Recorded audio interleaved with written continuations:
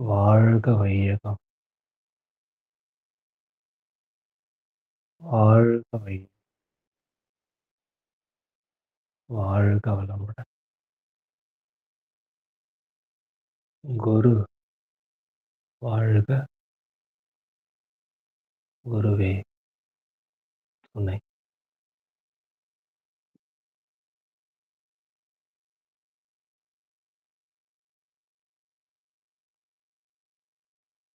இன்பற்று என நிறைந்த இறைவா!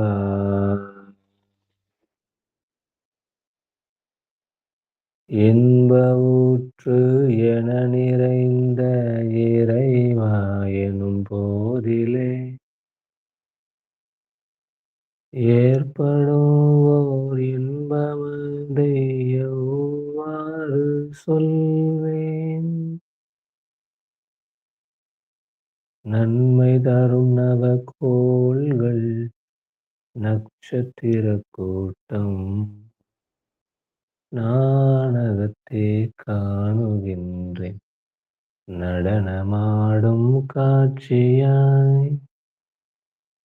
உன் பெரிய பேரியக்க உவமையற்ற ஆற்றலால் உலகங்கள் அத்தனையும் உருளுதே ஒரு கொத்து போல். தன்மயமாய் தானதுவாய் தவறிடாதியக்கும். தன்மயமாய் தானதுவாய் தவறிடாதியக்கும். என் தன்மையதை என்ன என்ன தவமது ஆனந்தமே ஆனந்தமே.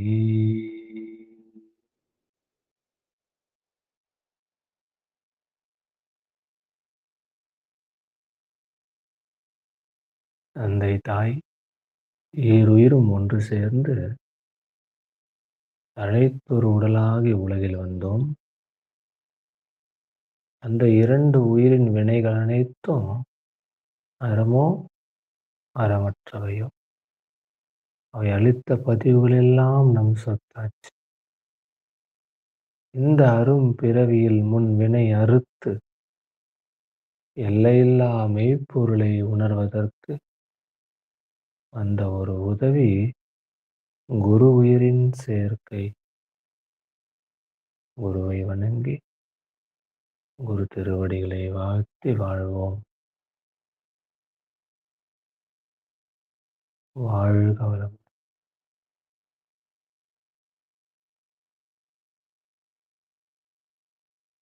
மூடிய கண்கள்,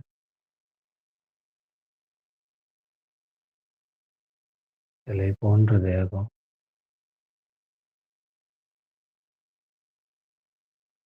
இருள் நிறைந்த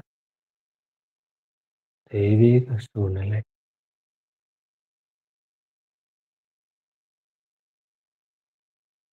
நம்மை சுற்றிலும் எங்கும் எப்போதும் இருக்கிற தூய தெய்வீக சக்தி நம் உடலிலும் உயிரிலும் அலையலையாய் பாய்ந்து நிரம்புகிறது. நம்மை சுற்றியுள்ள இறை துகள்கள் நம்மிலே நிரம்புகிறது. ஒவ்வொரு செல்லிலும் நிரம்பி இரவும் பகலும் எல்லா நேரங்களிலும் எல்லா இடங்களிலும் எல்லா தொழில்களிலும் உறுதுணையாகவும் பாதுகாப்பாகவும் வழிநடத்துவதாகவும் அமையுமாக.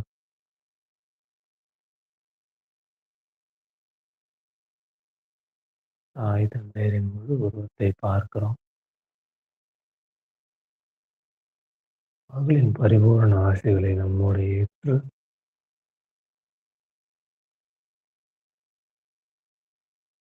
ஒரு வேதாத்ரி மகரிஷி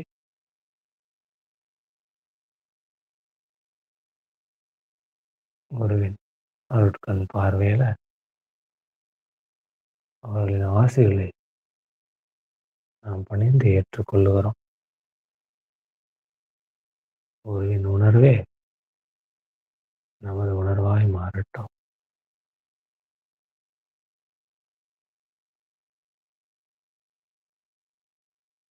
சாந்தி என்கிற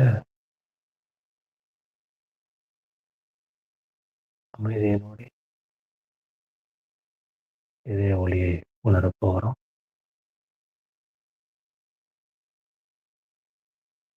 உடலை அமைதியாய், தளர்வாய்,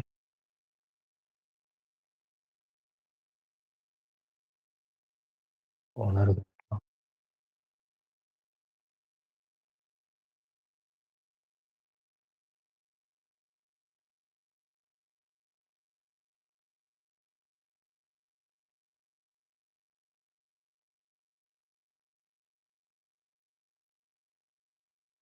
இந்த உடலை சுற்றிலும்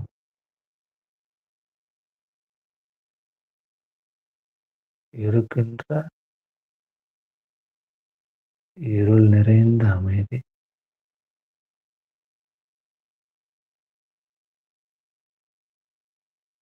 அமைதிக்குள்ள இருக்கிற மெல்லிய ஒளிகள், சின்ன சின்ன சப்தங்கள்,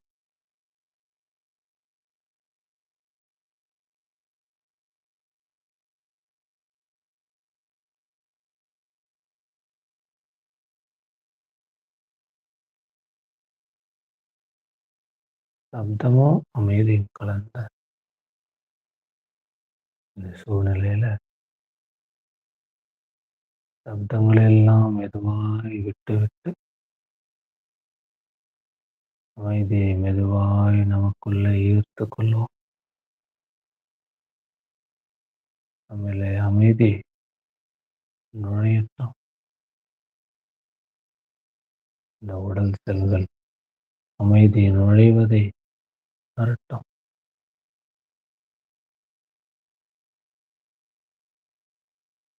வெளியின் அமைதி உடலாய், உடலின் அமைதியாய்,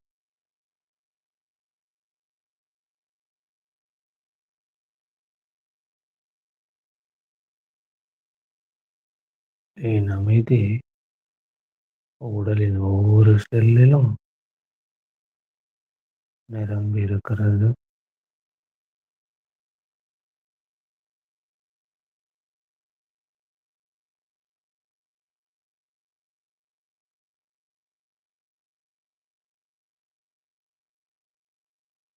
அமைதி உணர உணர அழுத்தமாகிறது. அமைதி, அமைதியோட அமைதியின் உராய்வு, அமைதியோட அமைதியின் உரசல்,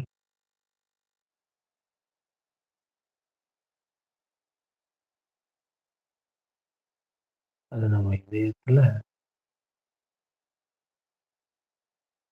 தீயாய் மலர்கிறது.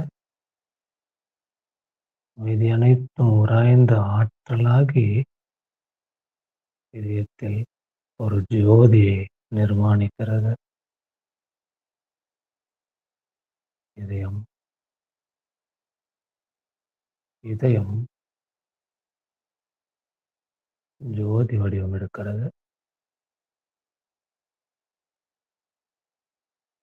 இதயத்தில் அமைதியின் ஆற்றல் மிக்க ஜோதியை பிரகாசமாய் உணர்கிறோம். இதய ஜோதி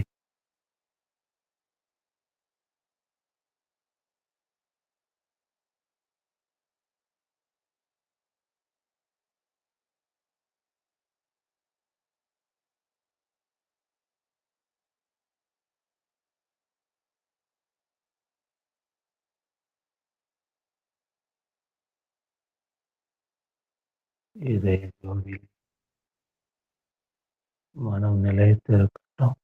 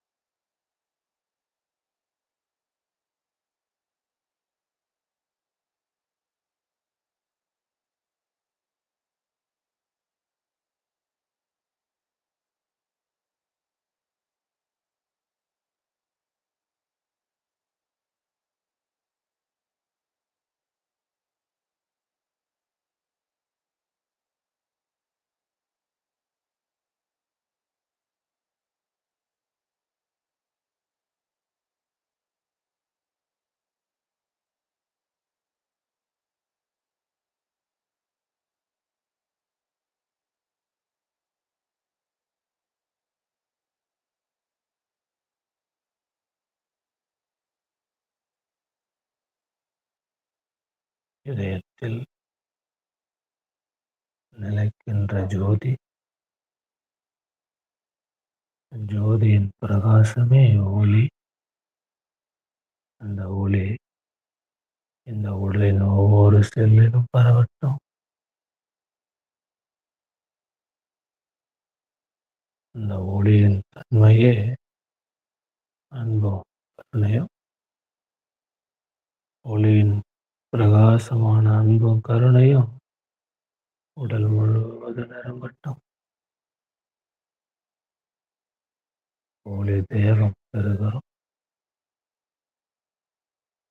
உடல் ஜோதியின் பிரகாசத்தால், ஜோதியின் அன்பால்,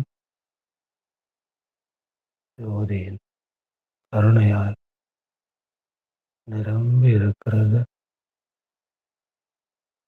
உடல் முழுவதும் ஆத்ம ஜோதியின் பிரகாசத்தை உணரும்.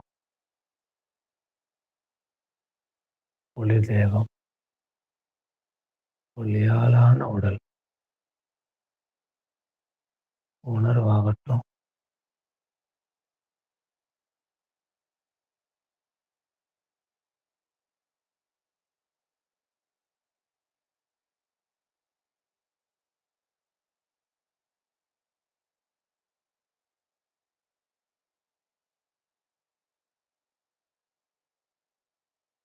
ஒளி உணர்வோடு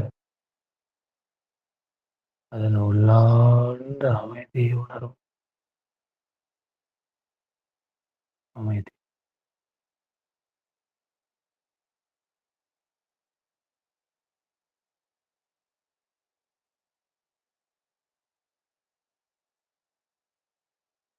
அமைதி,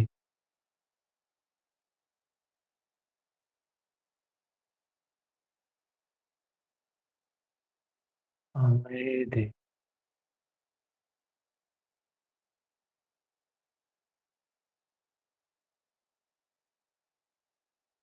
அமைதி,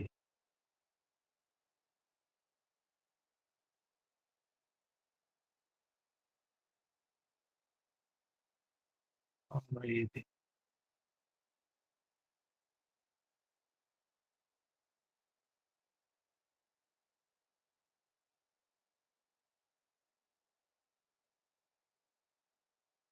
அமைதி.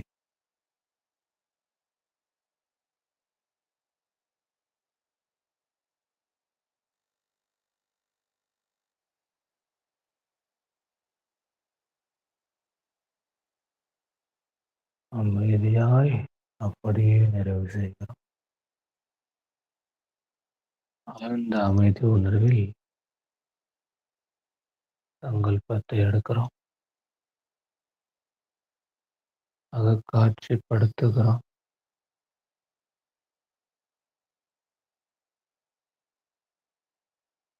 நிகழ்ந்து கொண்டிருக்கிறது. நினைத்தது போலவே நிகழ்கிறது.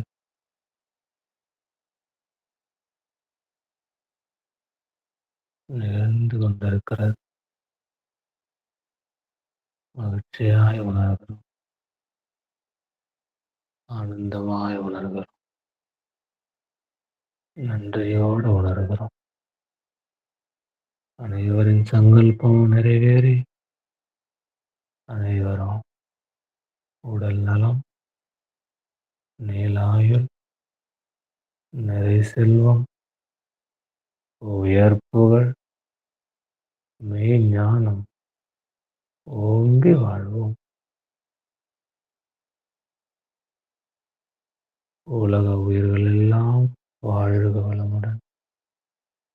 உலக மக்கள் எல்லாம் வாழ்க வளமுடன். நான் எனது வாழ்நாளில் எல்லோருடைய உடலுக்கும் மனதுக்கும் இன்பமே விளைவிப்பேன். துன்பப்படும் அனைத்து உயிர்களுக்கும் என்னால் முடிந்த உதவிகளை செய்வேன். வாழ்க வையகம், வாழ்க வையகம், வாழ்க வளமுடன்.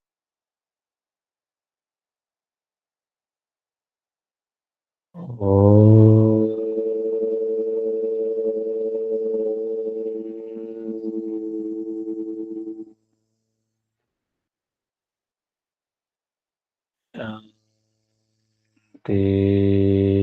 शांति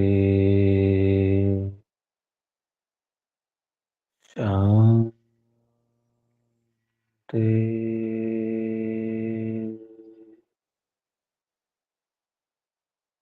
நிறைவு.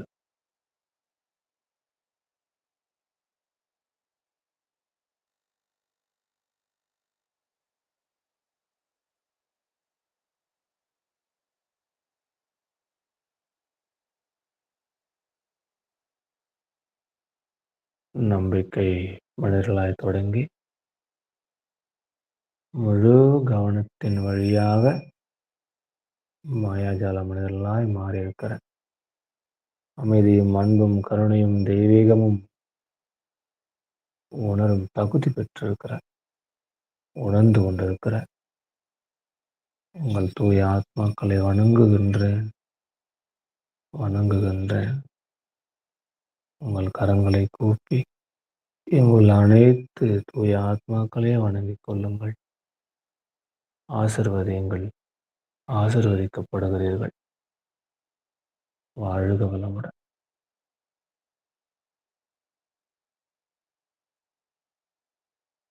நண்பர்களே,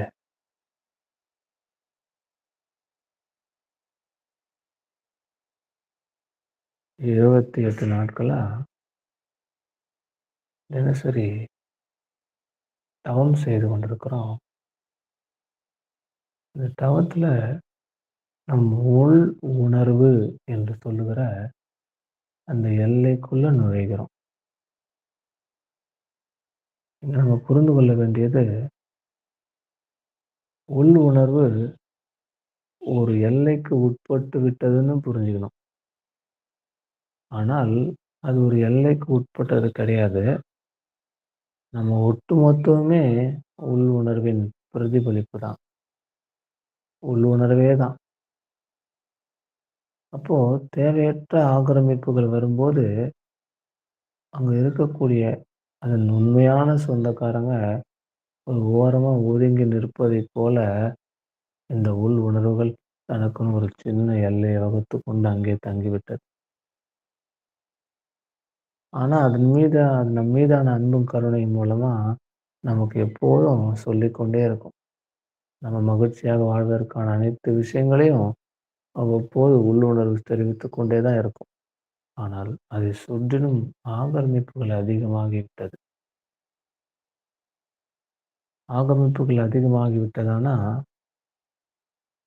அதை ஒரு சட்டம் போட்டு அகற்ற வேண்டும். ஒரு திட்டம் தீட்டி அகற்ற வேண்டும். ஒரு அதிகார தோரணையாக இருந்தாலும் கூட அது அரசாணையாக மாற வேண்டும். அரசாணையாக மாற வேண்டும். புலன்கள் மீது தனி அரசாணைன்னு சொல்றார் பாரதி. இந்த ஆக்கிரமிப்புகள் உருவாகிறதுக்கு காரணமே இந்த புலன்கள் தான். அப்போ அதுக்கு தனி அரசாணை விதிக்க வேண்டும். விதித்து அந்த ஆக்கிரமிப்புகளை அகற்றினா தன்னை சுருக்கி கொண்டிருக்கக்கூடிய அந்த உள் உணர்வு தன் இயல்பாகிய எல்லையற்ற தன்மைக்கு வந்துவிடும். எப்போ உள் உணர்வு எல்லையற்ற தன்மைக்கு வந்து நம்மை முழுமையாக ஆக்கிரமிக்கிறதோ அப்போது தொடங்குவதற்கு தான் வாழ்க்கை என்று பெயர். அவ்வப்போது சொல்லிக் கொண்டிருந்தாலும் அது எப்போதுமே நிலைத்து அதன் இயல்பை அது அடைந்து விடுமானால் அதன் இயல்பு எப்போதும் விசாலமாக இருந்து கொண்டு நம்மை வாழ்வித்து கொண்டிருப்பது. ஆனா வேறு சில அதிகாரிகள் உள்ளே வந்ததுனால, வேறு சில கபடதாரிகள் உள்ளே வந்ததுனால அதை அவ்வப்போது மட்டும் எட்டி பார்க்க முடியாமல் இருந்துச்சு. ஆனால் தினசரி நாம் செய்து கொண்டிருக்கக்கூடிய தவத்தில் நாம் உள்ளுணர்வை அணுகி அதன் எல்லையை விசாலமாக்கி இப்போ நம்மை முழுமையாக நிரம்பி இருக்கும்படியாக செய்திருக்கிறோம். நம்மிலே டென்ட் அடிச்சு தங்கிக் கொண்டிருந்த அனைத்து ஆக்கிரமிப்புகளும் அகற்றப்பட்டன. அகற்றப்பட்டன என்றாலும் கூட, நம்முடைய இந்த இல்லற வாழ்க்கையில அவையெல்லாம் பக்கத்துல எங்கேயாவது அருகாமையில போய் டென்ட் போட்டு தங்கிட்டு இருக்கும். அது இங்கேயே இருந்து பழக்கமாயிடுச்சு. எப்போ இங்க வரலான்னு பார்த்துட்டே இருப்போம். இந்த அதிகாரி, அதாவது உள் உணர்வு என்கிற அதிகாரி கொஞ்சம் உறங்கினா போதும், டக்குன்னு அந்த ஆக்கிரமிப்பு வந்துவிடும். அந்த உள் உணர்வு அதிகாரியின் இன்னொரு பேர் தான் விழிப்புணர்வு. எப்போ விழிப்புணர்வு கொஞ்சம் குறையுதோ, அப்போ நம்மை துன்பத்தில் ஆழ்த்துகிற அதிகாரிகள் உள்ளே வந்து விடுவார்கள். அவர்கள்லாம் நேர்மையாளர்கள் அல்ல. அவர்கள்லாம் நமக்கு மகிழ்ச்சியை தருவதாக நினைத்து நம்மை நரகத்தின் வாசலுக்குள் கொண்டு விட்டுடுவார்கள். அவர்களைத்தான் தவத்தின் மூலமாக குருவின் வழிகாட்டுதல்ல இப்போ ஒதுக்கி வைத்திருக்கிறோம். விலக்கி வைத்திருக்கிறோம். எப்போதுமே இந்த விழிப்புணர்வு என்ற அதிகாரி இங்க இருந்தா தான், அவர்கள் இங்கே எட்டி பார்க்க மாட்டார். நீண்ட காலம் விழிப்புணர்வு நிலைத்து விடுமேயானால், அவர்கள் ஒட்டுமொத்தமாக இந்த தேசத்தையே காலி செய்து, அவர்கள் சொந்த தேசமாகிய நரகத்துக்கு சென்று விடுவார்கள்.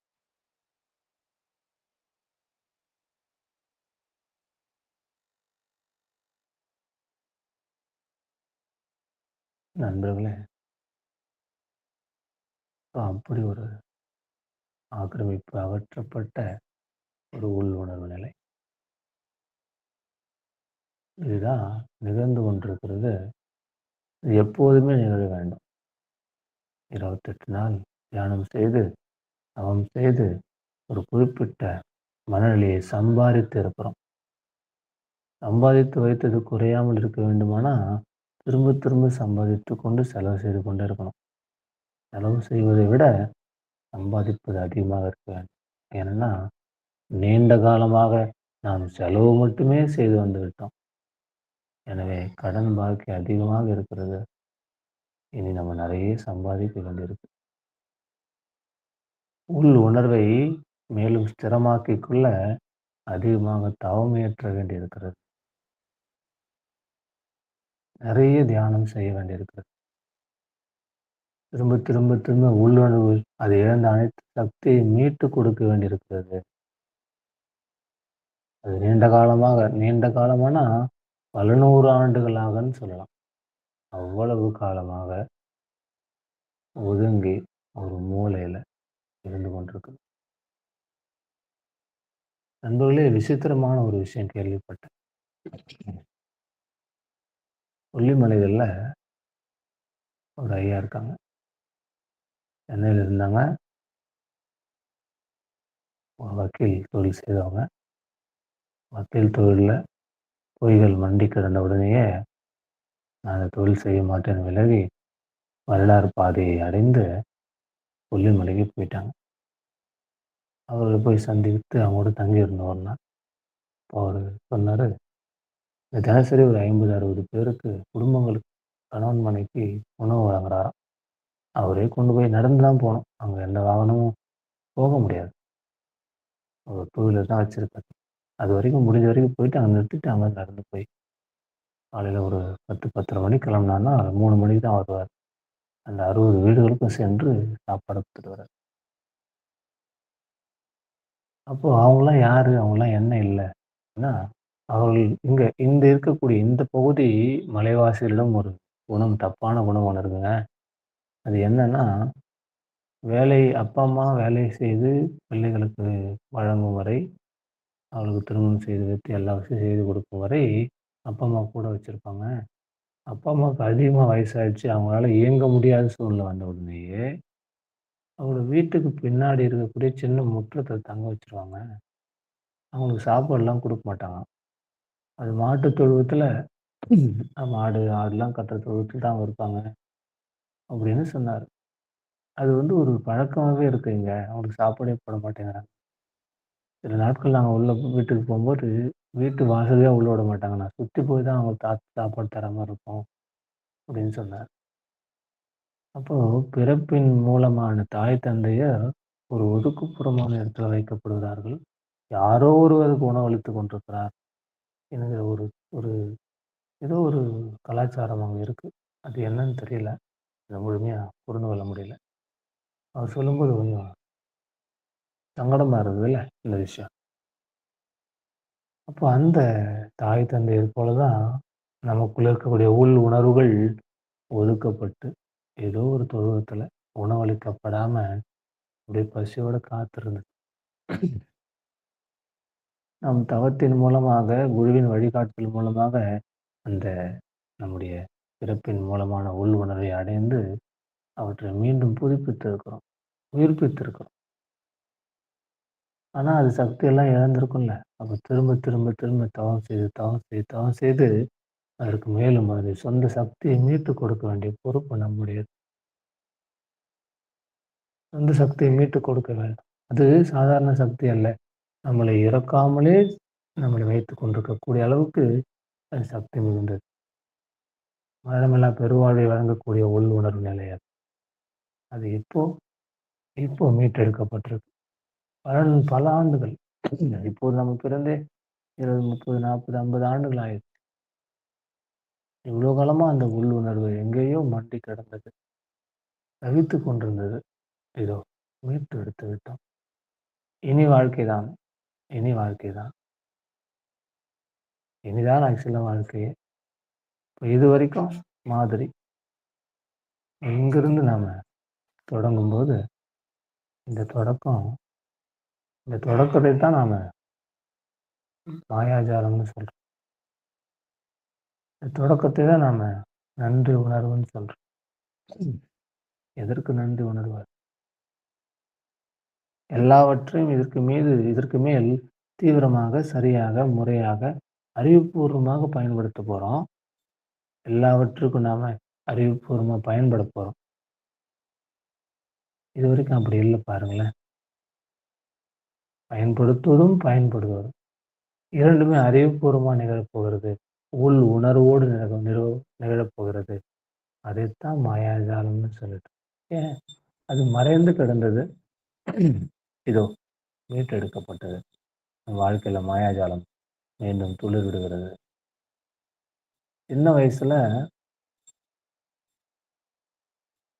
நைட்டு ஒரு செடிய பார்த்து உட்காந்துருப்போம்.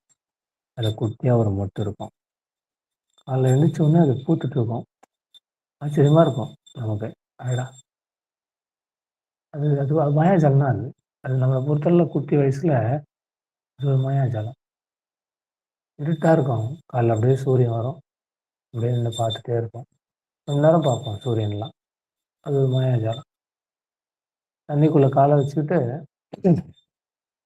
கால்ல எங்கேயாவது புண்ணு கிண்ணு வந்துச்சுன்னா, அடிக்கடி பட்டுச்சுன்னா, எங்க எங்க ஆயா சொல்லுவாங்க. "போய் கிணத்துல கொண்டாந்து நெல்லு" அப்படின்னுவாங்க. கிணத்துல. எங்க மாமா என்ன புடிச்சிட்டு போய், என் கைய புடிச்சிட்டு கிணத்துல படியில தண்ணிக்குள்ள நிக்க வச்சுருவார். அந்த மீன்கள்லாம் வந்து அந்த புண்ணு குத்தும்.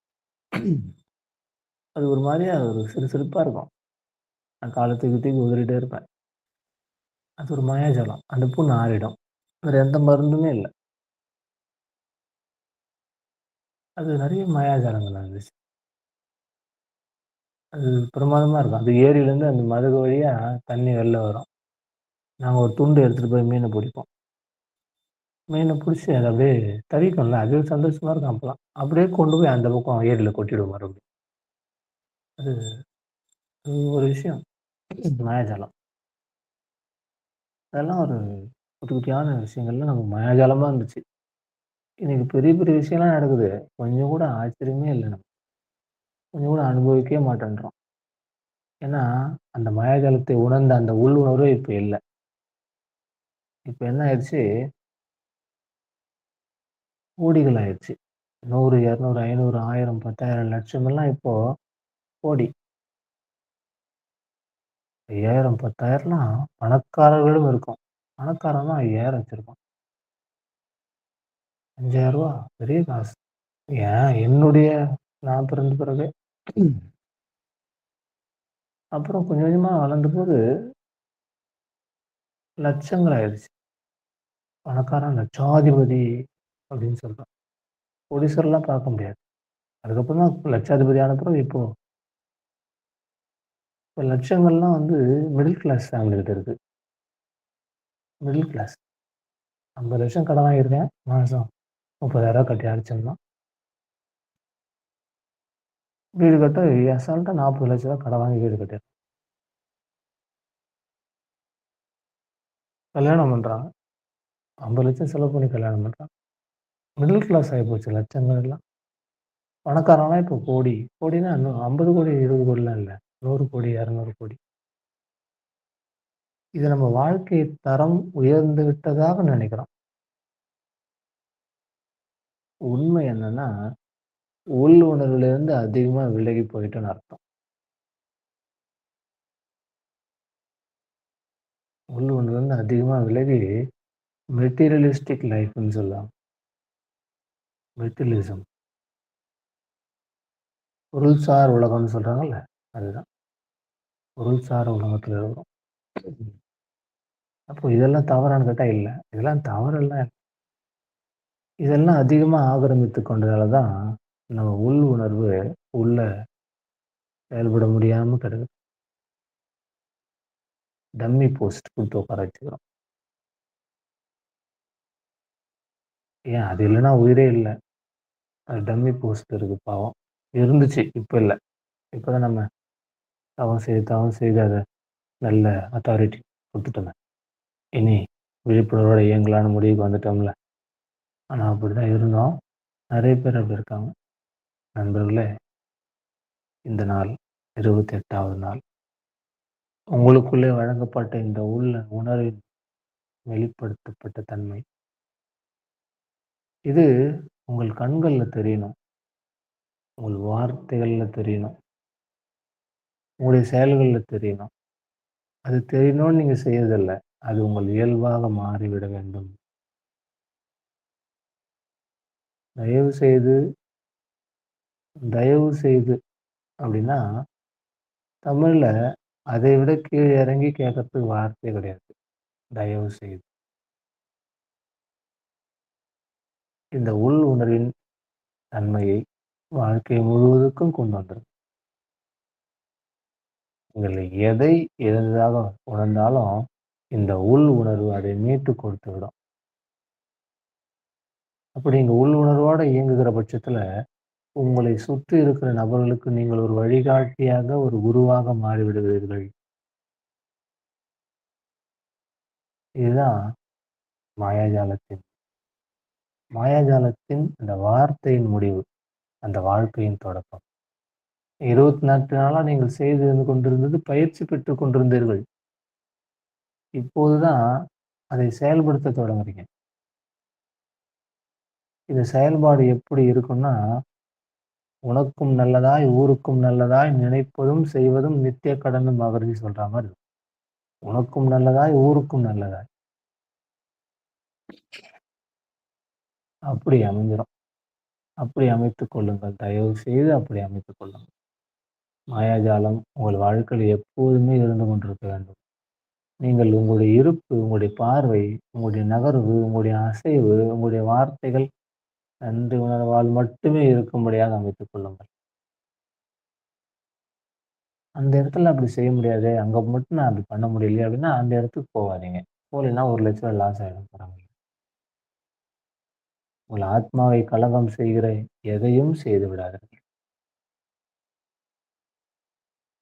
உங்கள் ஆத்மாவின் தூய்மையை கெடுக்கிற எதையும் செய்து விடாதீர்கள். உள் உணர்வை மதிக்காத எதையும் செய்து விடாதீர்கள். உள் உணர்விலிருந்து எண்ணத்தையும், சொல்லையும், செயலையும் பிரயோகப்படுத்துங்கள். இதுவே மாயாஜாலம் உங்களுக்கு வழங்கியிருக்கக்கூடிய மிகப்பெரிய ஆசீர்வாதம் என்பதை புரிந்து கொள்ளுங்கள். இதுவரைக்கும் சிறையில் கடந்த தெய்வத்தன்மையை நாம் நன்றி உணர்வு என்ற சாவியால் திறந்து வெளியெடுத்திருக்கிறோம். மீண்டும் அதில் சிறையில் தள்ளிவிடாது. தயவு செய்து. இது உங்கள் இயல்பாக மாறும் வரை நீங்கள் அதை விழிப்புணர்வோட செய்து கொள்ளுங்கள். நீங்க விழிப்புணர்வோட செய்ய செய்ய செய்ய அது உங்கள் இயல்பாக மாறிப் போகும். பிறகு நீங்கள் மாயாஜாலமாய் மாறிவிடுவீர்கள். உங்கள் இருப்பிலே ஒரு துளியும் களங்கம் இருக்காது. உங்கள் வார்த்தையிலே துளியும் துன்பம் இருக்காது. அப்படி ஒரு வாழ்வை கைக்கொள்ளுங்கள் நண்பர்களே. இதுதான் உலக ஆன்மீகம், இந்திய ஆன்மீகம். எல்லா மதங்களின் ஆன்மீகமும் இதான். இதுவே பரஸ்பரம் சம மனநிலை, சமநிலை மனோபாவம்.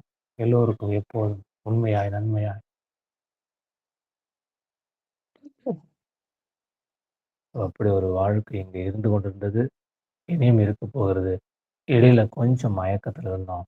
இப்போ மயக்கம் தெளிந்து விட்டது. வாழ்க்கை தெரிகிறது. இதயத்திலே ஒளி தெரிகிறது. அன்பும் கருணையும் மலர்கிறது. வாழ்ந்து கொள்ளுங்கள். அவ்வளவுதான்.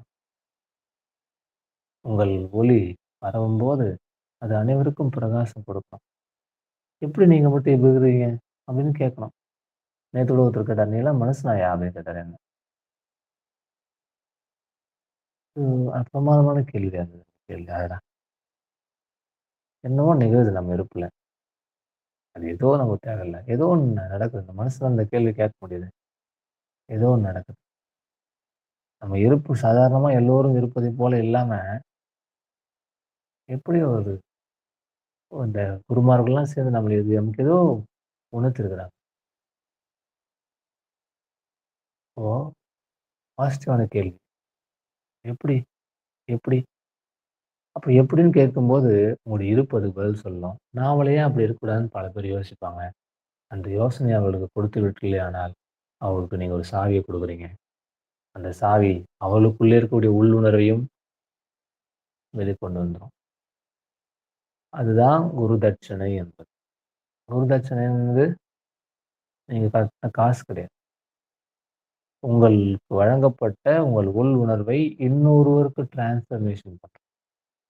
அவர்களும் உள்ளுணர்வு பெறும்படியான ஒரு வாழ்வை நீங்கள் வாழ்வது தான் குரு காணிக்கை. மகரிஷி கேட்பாங்க. குறைஞ்சபட்சம் இந்த மனவக்கலைய ஒரு 10 நபருக்காவது கொண்டு போய் சேர்த்துருங்க. அதான் நீங்க எனக்கு தர குரு காணிக்கைன்னு சொல்றோம். அப்ப நீங்க என்ன மாறுறீங்க? நீங்களும் குருவா மாறுறீங்க. அதனால தயவு செய்து நீங்கள் உங்களை ஆத்மானுபவவாதிகளாக உள்ளுணர்ந்து இயங்குபவர்களாக பார்த்துக் கொள்ளுங்க. அதோட இந்த மாயாஜாலம் பல பேர் வாழ்வில் நிகழ்வதற்கு நீங்கள் மூல காரணமாய் அமைந்து விடுங்கள். உங்களை அந்த குடும்பம், அவர்களுடைய வாழ்க்கை எப்போதும் உங்களை ஆசீர்வதித்துக் கொண்டே இருக்கும். எனவே ஒரு லிஸ்ட் எடுங்க. யாருக்கெல்லாம் மாயாஜலத்த குடுக்க முடியாது, அவர்களுக்காக மாயாஜலத்த வாங்கி குடுங்க. இந்த மாயாஜலத்தை பரிசாக குடுங்க. ம். நெறைய பேர் இருக்கிறாங்க. சில பிள்ளைகள்லாம் போன பேட்ச்ல சில கல்லூரி மாணவர்லாம் வந்தாங்க. என் ஃபீஸ்லாம் கட்ட முடியாதுன்னு சொன்னாங்க. இங்க இருந்தா ஒரு 4, 5 பேர் அவங்களுக்காக ஃபீஸ் கட்டி மாயாஜலத்த சேர்த்து விட்டாங்க. அதுபோல மாயாஜாலத்தை பல பேருக்கும் நீங்கள் பரிசீலிக்க வேண்டிய காலம் வந்துவிட்டது. மிகப்பெரிய பரிசு இது அவங்களுக்கு நீங்க குடுக்குறது.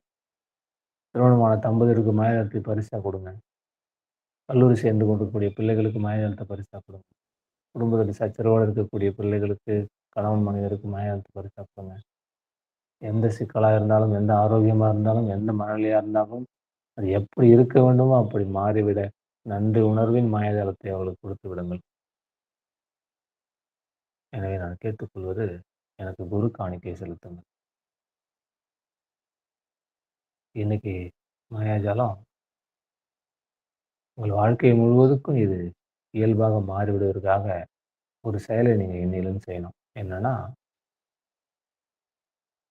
நம்ம மாலை வகுப்புல இந்த நாளில் நடந்த மகிழ்ச்சியான விஷயம் எதுவோ அத ஷேர் பண்றோம். அது எப்படி எப்படியோ போகுது. ஆனா இனி ஒவ்வொரு நாளும் காலைல எந்திரிச்சு நல்லா குளிச்சு ஃப்ரெஷ்ஷா வந்துட்டு, தியானம் செய்துட்டு, நோட் புக் எடுத்து வச்சுட்டு, ஆசீர்வாதம் ஏதாவது மிச்சம் இருந்தா அத எழுதுங்க. மிச்சம் இருக்காது. 280 ஆசீர்வாதங்கள் மேக்ஸிமம் முடிஞ்சிருக்கும். முடியலன்னா அதையும் எழுதலாம் நீங்க. ஆனால் பின்னாடி அதுக்கு அடுத்து எனக்கு நேற்று நடந்த மகிழ்ச்சியான விஷயங்கள் எவை? அப்படின்னு ஒரு விஷயம் எழுதுங்க. நேத்து நடந்தது. 1, 2, 3 நாள் கிடைக்கும். அதெல்லாம் எழுதுங்க. மலையாளத்துல இருக்கும்போது நெறைய கிடைக்கும். எத்தனை இருந்தாலும் உங்களுக்கு கிடைச்ச மகிழ்ச்சியான விஷயங்கள் எவை என்பது நேத்து எழுதுங்க. என்ன மகிழ்ச்சியா சாப்பிட்டீங்க? யார மகிழ்ச்சியா சந்திச்சீங்க? எந்த மகிழ்ச்சியா உங்களுக்கு என்ன கிடைச்சது? எதை மகிழ்ச்சியா உணர்ந்தீங்களோ, அத எழுதுங்க. தினசரி எழுத, எழுத, எழுத உங்களுடைய மகிழ்ச்சியின் எண்ணிக்கை அதிகமாயிட்டே போகும். ஒரு நாள் நேற்று முழுவதும் ஒவ்வொரு வினாடியும் மகிழ்ச்சியா இருந்த தருணம் உங்களால உணரப்படும். அந்த நோட்டு ஃபுல்லா எழுதிட்டே இருப்பீங்க. அவ்வளோ மகிழ்ச்சி இருந்திருக்கும் அன்னைக்கு. இப்படியே கொஞ்சம் கொஞ்சமா ஒவ்வொன்னா அதிகரித்துக் கொண்டே போகும். இதுதான் சரியான வாழ்க்கை முறை. ஆனா நேத்து எனக்கு வயசு கம்மி. இன்னைக்கு வயசு அதிகமாயிருச்சு. நேத்து அனுபவம் கம்மி. நேத்த விட இன்னைக்கு ஒரு நாள் அனுபவம் அதிகமா இருக்கு. நேத்த விட இன்னைக்கு கொஞ்சம் அறிவு அதிகமா இருக்குன்னா, அப்ப நேத்த விட நீ மகிழ்ச்சி அதிகமா தானே இருக்கணும். அதான நியாயம். ஆனா நேத்து கொஞ்சம் பரவால்ல. இன்னைக்கு தான் கொஞ்சம் வருத்தமா இருக்கு அப்படின்னா, இது என்னது இது? இத நான் என்னன்னு போன வருஷம்லாம் சூப்பரா இருந்துச்சுப்பா. இந்த வருஷம் தான் சரியில்ல. அப்படின்னா என்ன இதுன்னே தெரியல. வயசு, அனுபவம், அறிவெல்லாம் அதிகமா இருக்கு. இப்ப மகிழ்ச்சி அதிகமா இருக்கணும்ன்றது தான் நியாயம். ஆனா நேத்த விட இன்னைக்கு குறைஞ்சிருக்குது. குழந்தையா இருக்கும்போது அவ்வளோ மகிழ்ச்சியா இருந்தோம். இப்ப இவ்ளோ படிச்சுட்டு, இவ்ளோ பணம் சம்பாரிச்சு, இத்தன பிள்ளைகள கல்யாணம் பண்ணி வச்சு, என்னென்னமோ பண்ணிட்டு நிக்கிறோம். நோயாளியா உட்காந்துர்றோம். ச்சே! என்னவோ தப்பு நடந்துச்சு. யாரு பண்ணது? நம்ம பண்ணது தான். ஏன் பண்ணோம்? அதான் தெரியல. எப்படி பண்ணோம்? அதுவும் தெரியல. டாக்டர் நீங்க சொல்றதெல்லாம் கரெக்ட்டா தான் சாப்பிடுறேன் டாக்டர். இருந்தாலும் சுகர் அதிகமாயிட்டே போகுது. ஆமா. நீங்க சொன்னா கேட்கவே மாட்டேன்றீங்க. ஆமா டாக்டர். Sorry doctor. இந்த முறை கரெக்ட்டா பண்றேன். டாக்டர்கள் நம்ம குற்றவாளியாக்கினே இருப்பாங்க. குற்ற உணர்வு கொள்ள செய்துட்டே இருப்பாங்க. நாமளும் ஆமா, ஆமான்னு சொல்லி மாத்திரை சாப்பிட்டுன்னே இருப்போம். நம்ம செய்ற அறியாமையில் செய்ற ஒவ்வொரு தவறுமே இப்படிப்பட்டது. அறியாமையில செய்ற ஒவ்வொரு தவறுமே திரும்ப திரும்ப செய்து கொண்டே இருப்போம். இன்னைக்கு ஒரு முறை தானே, இன்னைக்கு ஒரு நாள் தானே. சில பேர்லாம் சில ஃப்ரீ அட்வைஸ் பண்ணுவாங்க. சில முட்டாள் பிள்ளைகள். நீங்க ஒரு பட்ஜெட் போட்டு வச்சிருக்கீங்க கல்யாணத்துக்கு. என் புள்ளைக்கு ஒரு முறை தான் கல்யாணம் பண்ண போற. இத பண்ணுடா. என்ன இன்னொரு ரூ. 1,00,000 கடன் வாங்க போற அவ்வளதானே. புள்ள தானப்பா பார்த்துக்கும். கடன் வாங்கி செய்யும். நம்ம ஒரு பட்ஜெட்ல வீடு ரெடி பண்ணி வச்சிருப்போம். அவன் ஏற்கனவே அந்த கான்ட்ராக்டர் 2 மடங்கு போட்டிருப்பாரு பட்ஜெட். இந்த பக்கத்து வீட்டு மாமா வருவாரு அங்கிள். "ஏய் கட்டுறது தான் கட்டுற. இதையும் சேர்த்து கட்ட வேண்டியது தானே. என்ன இன்னும் ஒரு ரூ. 6,00,000 ஆகுமா?" அப்படின்னுவாரு. "இல்ல மாமா ஏற்கனவே 20,00,000 கடன் தான்." "ஏய் என்ன இதோட சேர்த்து கட்டிக்க தான் சம்பாதிக்கிறேன்னா." பக்கத்துல இன்னொரு அங்கிள் வருவாரு. அவரு வந்து இன்னொரு ஐடியா குடுத்தாரு. இது நடுப்புற நம்ம வீட்ல இருக்கிற இந்த பொண்டாட்டிங்க எல்லாம் இருக்காங்கல்ல, அவங்கலாம் வீடு கட்டுறது அவ்வளோ சந்தோஷமா இருக்கும். புருஷன் எங்க கடன் வாங்குறான்? எவ்வளோ கட்டுவான்? எவ்வளோ சம்பாதிக்கிறான்? அதெல்லாம் கட்ட முடியுமான்ற யோசனைலாம் இருக்கவே இருக்காது. வீட்ட கட்டிடணும் அப்படின்னு முனைப்போட புருஷன கடன்காரன் ஆக்குறதுல பல பெண்மார்கள், பெண்மணிகள் குறியா இருப்பாங்க. அது கடன் வாங்கணும்னு இல்ல. அது ஒரு கௌரவம். வாழ்க்கை முழுவதுமே கடனோட இருப்பாங்க பல பேர். Free advice. சோஃபா கட வாங்க போவோம். சோஃபாவே தேவையில்ல. இருந்தாலும் சோஃபாவுக்கு போவோம். வாங்குறது தான் வாங்குறேன். இந்த வாங்குறது தான் வாங்குறேன் அப்படின்ற வார்த்தைய சொல்றோம்னு டப்புன்னு அடிச்சிடணும் தவட மேலயே. செய்யறது தான் செய்றேன். இப்படியே சொல்லி சொல்லி சமுதாயம் நம்மள கடன்காரனாவே வச்சிருக்கும். அவன் பட்ஜெட்டுக்குள்ள அவன் வாழ்க்கையில என்ன பண்ண முடியுமோ அத அவன் திட்டம் போட்டு வச்சிருப்பான். நம்ம ஃப்ரீயா அட்வைஸ் பண்றோம்னு அவன கடன்காரனாவே வச்சு நெறைய பேர் இன்னைக்கு 90% பேர் கடன்காரனா தான் இருக்கிறான். பல கோடீஸ்வரங்களுக்கு அதுக்கு மேல கடன் கிடக்கு. அதனால நண்பர்களே கடன் இல்லாத வாழ்க்கை, நோய் இல்லாத உடல். இது மட்டும் உங்களுக்கு வாய்த்து விட்டதானால் மிகப்பெரிய கோடீஸ்வரனே. அதுக்கு மாயாஜாலம் பயன்படுது. தினசரி இந்த மகிழ்ச்சிய நீங்கள் எழுதும்போது, ஆரோக்கியம் சார்ந்து, உடல் நலம் சார்ந்து, உறவுகள் சார்ந்து, தொழில் சார்ந்து, வேலை சார்ந்து, நட்பு சார்ந்து, உங்கள் ஆன்மீகம் சார்ந்து, நீங்கள் மகிழ்ச்சியை அனுபவித்து அதை எழுதிவிட்டீர்களேயானால், அது உங்களை மீண்டும், மீண்டும் தொடர்ந்து கொண்டே இருக்கும். அந்த தொடர்ச்சியில் உங்கள் வாழ்க்கை எல்லோருக்கும் வழிகாட்டுதலா அமையும். இதுதான் நீங்க மாயாஜாலத்த நினைத்துக் கொண்டே இருப்பீங்க. தினசரி 5 நிமிஷம் ஆகும். 10 நிமிஷம் கூட எடுத்துக்கலாம். ஏன் வாழ்க்கையே மாத்தப் போதுங்க. சில பேர்லாம் சொல்லுவாங்க. நான் கிளாஸ் இருந்த வரைக்கும் நல்லா தாங்க இருந்தது. அப்புறம் தாங்க நீங்க கிளாஸ்ல தான் இருந்தீங்க. நீங்க பயிற்சில இருந்தீங்க. நீங்க செயல்பாட்டுக்கு கொண்டு வரணும். வாழ்க்கைய மாத்தீங்கனங்க. ரூ. 2,500 செலவு பண்ணிட்டு ஆழியார் போனேங்க. 2007ல. ரூ. 2,500லாம் பெரிய பணம். சாதாரண விஷயம் இல்ல. மிகப்பெரிய காசுங்க. ஒரு மாச வருமானம் கூட சொல்லலாம். அந்த டைம்லலாம் கூட. ரூ. 2,360 3 சேலை வச்சா அப்போ கூலி. அப்படியே ரூ. 2500 செலவு பண்ணி ஆடி இருப்பேன் 6 நாள் தங்குறேன். 6 நாள்ல சொல்லிக் குடுத்த விஷயங்கள்லாம் பயங்கர பிரம்மாண்டம். கண்ணீர் விட்டு அழுது புரண்டு கிரண்டு வந்து வீட்டுக்கு வந்து சேர்ந்தா இந்த உலகம் வேற மாரி இருக்கு. இங்க தான் இருந்தோமானோன்னே தோணுச்சு. அப்படியே 1 வாரம் 10 நாள் செஞ்சுனே வந்தேன். அப்புறம் எந்த பயிற்சியும் செய்யறதே இல்ல விட்டேன். ஒரு நாள் யோசிச்சேன். என்னடா ரூ. 2500 செலவு பண்ணோம். ஒண்ணு கூட திரும்ப செய்யலையே. அப்ப எது ஈஸியா இருக்குது பார்க்கலாம். அப்படின்னு காயகல்பம் செஞ்சேன். காயகல்பம்னா 1 நிமிஷம் தான் அந்த பயிற்சி. 3 முறை செஞ்சா 3 நிமிஷம் தான் ஆகும். இதான் டைம் கம்மியா இருக்கு. இது செய்யலாம். ஏன்னா தறி நெய்யறது அவ்வளோ வேலை எனக்கு. ஒரு நாளைக்கு 12, 15 சாரி 16 மணி நேரம் தறி நெய்யணும். ஆச்சரியமா இருக்கும். நீங்கலாம் நம்பவே மாட்டீங்க ஆனா. நீங்க நம்பி தான் ஆகணும். உண்மதான். தறி, தறி, தறி தான். வாழ்க்கை ஃபுல்லா அந்த 15 வருஷம் கதற கதற தறி நெய்வேன் அத. எனக்கு யோகாவாவது, தியானமாவது. கத்துட்டு வந்தாச்சு. ஓகே. சரி காயகல்பம் மட்டுமாவது செய்யலாம்னு சொல்லிட்டு காயகல்பம் மட்டும் தான் செஞ்சேன். ஒரே ஒரு பயிற்சி. நெறைய கத்துக் குடுத்தாங்க. அந்த ஒண்ணு மட்டும் என் வாழ்க்கைய, என் மனநிலைய, என்னுடைய உணர்வு நிலைய மாத்தி போட்டுச்சுங்க. 15 நாள்ல ஃபீல் பண்ணேன். ச்சே! இந்த ஒரு பயிற்சி இவ்ளோ பெரிய மாற்றத்த குடுக்குதே! சாதாரண மாற்றம் இல்லங்க. 25 வயசு. கல்யாணத்துக்காக உட்கார்ந்துக்கிற ஒரு ஆண் மகன். கல்யாணம் எமர்ஜென்சி எனக்கு. ஒரு பொண்ணு வேணும் கல்யாணத்துக்கு. ஆசை. அது தீவிர தேடல்ல இருந்துச்சு மனசு. மனசு பொண்ணு தேடுது கல்யாணம். அந்த தேடலோட இன்னொரு பரிமாணத்த எனக்கு குடுத்தது காயகல்பம். அது அப்படியே அந்த எனர்ஜி அனைத்தும் அறிவா கன்வெர்ட் ஆகுது. சிந்தனையா கன்வெர்ட் ஆகுது. அப்பா! அது 15 நாள்ல ஃபீல் பண்றேன். காயகல்பம்ன்ற ஒரு நிமிஷம் பயிற்சியே இவ்ளோ குடுத்தா, அப்ப நம்ம கத்துட்டு வந்த எல்லா பயிற்சியும் என்னென்னலாம் குடுக்கும்? அப்படின்னு அதுக்கப்புறம் தான் செய்ய ஆரம்பிச்சேன். அதுக்கப்புறம் தான் செய்ய ஆரம்பிச்சேன். மனவளக்கலை வாழ்க்கைய பிரமாதமா மாத்துச்சு. இப்ப பாருங்களேன் நீங்க எல்லாரும். என்ன ஏதோ என் மேல ஏதோ ஒரு மதிப்பு இருக்குல்ல. அது குடுத்தது அனைத்துமே அந்த 6 நாள் தான். கத்துட்டு வுட்டவங்க நெறைய பேர் இருக்கிறாங்க. இப்பவும் நெறைய பேர் காய்கள் எடுக்க போவேன். எனக்கு 10 வருஷம் முன்னாடி நான் கத்துக்கிட்டேங்க அப்படின்னு எல்லாருமே சொல்லுவாங்க. கத்துன்னு தான் ஏன் பண்ணேன்? அது ஃபாலோ பண்ண முடியல. அப்புறம் எதுக்கு கத்துக்கினேன்?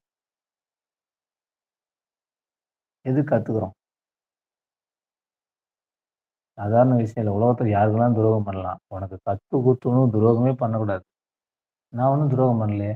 நீ கடைபிடிக்காம இருக்கிறல்ல, அதான் துரோகமே. அது பெரும் பாவம்.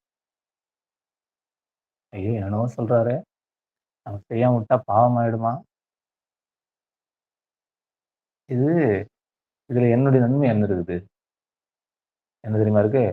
நீங்கள் மகிழ்ச்சி அடைய, மகிழ்ச்சி அடைய, மகிழ்ச்சி அடைய நான் ஆசீர்வதிக்கப்பட்டு கொண்டே இருப்பேன். நீங்க எப்ப மகிழ்ச்சி அடைங்க? நன்றி உணர்வு இருக்க, இருக்க நீங்க மகிழ்ச்சி அடைந்து கொண்டே இருப்பீங்க. அந்த மகிழ்ச்சியா என்ன லாபம்? மகிழ்ச்சி தான் லாபமே. அதுக்காக தானங்க எல்லாம் பண்ணோம்.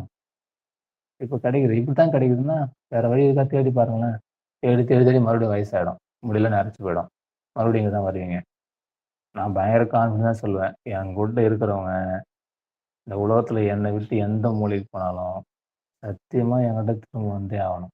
என்னிடம்னா பன்னீர்செல்வம் கிட்ட இல்ல. இங்கே வழங்கப்பட்ட இந்த விஷயங்களிடம் அவர்கள் திரும்பி வந்தே தீரணும். வேற வழியே கிடையாது. அப்படித்தான் இருக்கு. எல்லோருடைய அனுபவம் அப்படிதான் இருக்கு. சும்மா எதுக்கு? எதையாவது ஒண்ணு தேடி அலைஞ்சுக்கிட்டு. இருக்கு. இருக்கும் இடத்தை விட்டு இல்லாத இடம் தேடி எதுக்கு அலைஞ்சுக்கணும்? இது இருக்கே. பொக்கிஷம் மாயாஜாலம் இருக்கு. எஸ். யூஸ் பண்ணிக்கலாம்.